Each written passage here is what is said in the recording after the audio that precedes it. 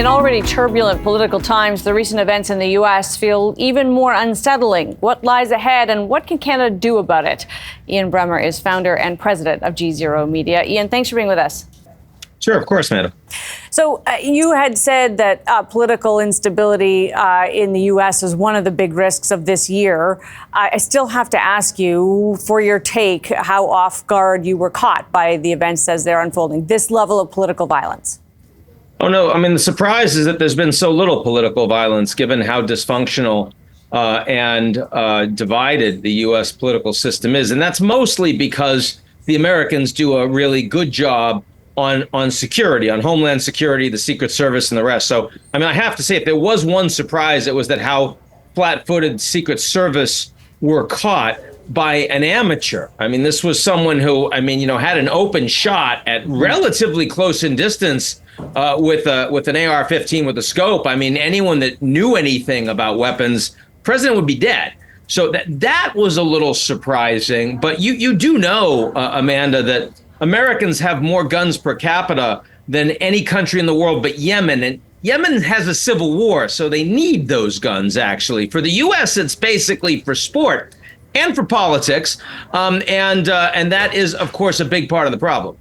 And this, of course, the events here it's one of those things, Ian, that you could see it being almost kind of a division where history could go one of two ways. It could tone things down, right? Everybody could say that's gone too far. We need to dial back the rhetoric. It could actually heat things up where the opposite effect happens. It's early days. There's a lot that people still don't know and obviously a lot to process. But is it your expectation that it will do the latter, that things will only heat up from here? Oh, absolutely. It's not even close. Look, I mean, after 9/11, the country came together, Democrats, Republicans, politically apathetic, all waving American flags, all feeling like they are one nation and they have to respond. Not necessarily intelligently in terms of the wars in Iraq and Afghanistan, but nonetheless, at least as Americans, they were together. Mm-hmm. This feels a lot more like January 6th, where in the early days, there were very strong speeches of unity by everyone. You saw that, for example, Senator McConnell gave a very strong speech after January 6th, like this will not stand. You felt the country coming together. But within a matter of weeks, that was it. The impeachment failed. Trump, gets off. And suddenly it's getting politicized and weaponized by the Republicans, by Trump himself, saying that these are patriots. And he's saluting while they're singing the national anthem, the insurrectionists from January 6th. This is a lot like this. What we saw here, of course, Biden gave a great speech on unity. Then you saw the Speaker of the House, Republican Mike Johnson, give a great speech on unity. And then Trump said he was going to give a unifying speech at the RNC. But then he, of course, makes Vance his vice presidential pick, the least unifying candidate that was being considered. And the Democrats have just put out their first ads after the assassination, focusing on Trump being a dictator. So, I have to say, I only see this political division being worse. I see this election being incredibly dangerous, will be seen as illegitimate by the losing side. We've got a democracy in crisis right now, Amanda. And the good news is that it's only the United States. It's not happening in other countries, but the U.S. is the most powerful country out there. With such influence on the rest of us. And I guess one of the most immediate kind of questions, and it's a long way off, right, between now and November. And as we know, that political campaign is itself a time of great flux. So anything can happen. But does this, do you think, change the odds in favor of a President Trump post-November?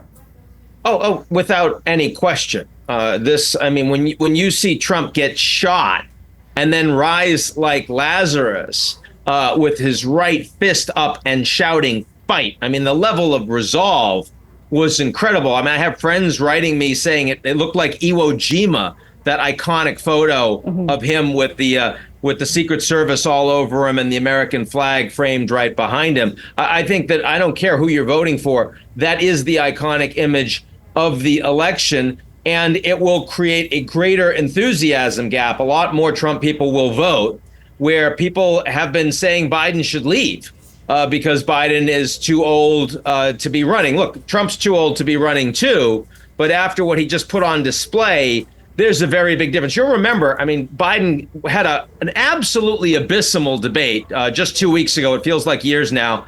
And he said, when they knock me down, I get up. Well, nobody knocked him down. He knocked himself down. Trump didn't have a great debate performance. Biden just failed. He was horrible, and he looked like he couldn't run the country. The person who was knocked down was Trump by a potential assassination, and he got up. If you were betting, you'd be betting that Trump is coming back. So in that context, what countries like Canada and others in the world then begin to think is, what does that mean? What are the repercussions? When it comes to a Trump White House 2.0, in some ways for Canada, we care, of course, a lot about trade. And the policies that Trump set in place continued through Biden. Biden kind of stayed the course on a lot of those Trump views of trade. What do we need to be watchful of, do you think, good or bad, about if Trump is president? What do countries like Canada, big trading partners, big allies, need to concern themselves with?